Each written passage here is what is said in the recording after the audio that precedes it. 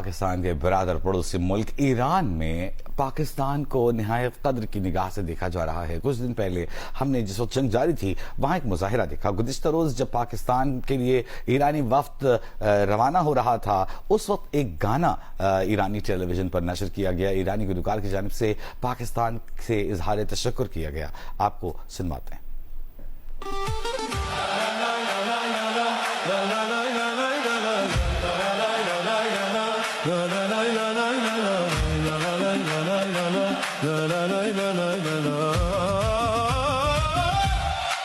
از صحرا تا کوها دعا برای صلح بود، در هر دل نوری از امید صلح بود.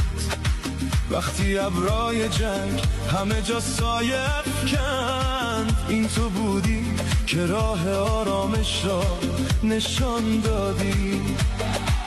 از اسلام آباد نوایی نرم برخواست، گویی مرهمی بر زخما گذاشت. چون برادری دست یاری دادی، پاکستان تو دلها را بردی. پاکستان از دل تشکر چراغ صلح را روشن کردی.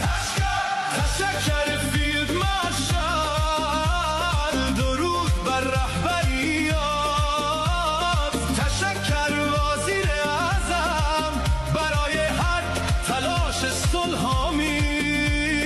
از طرف ایران این را میگوییم تو صدای صلحی، نور انسانیت.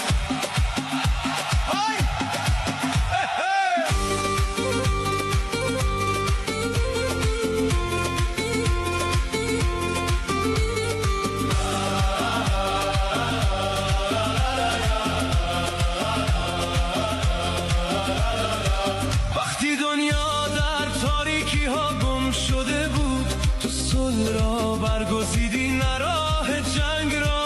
وقتی دیوارهای ترس بلند شدن، تو با محبت همه راه ها را پیوند دادی. از تهران تا لاهور این صدا جاری، بزرگترین پیروزی است این سفری که دلها را به هم پیوند.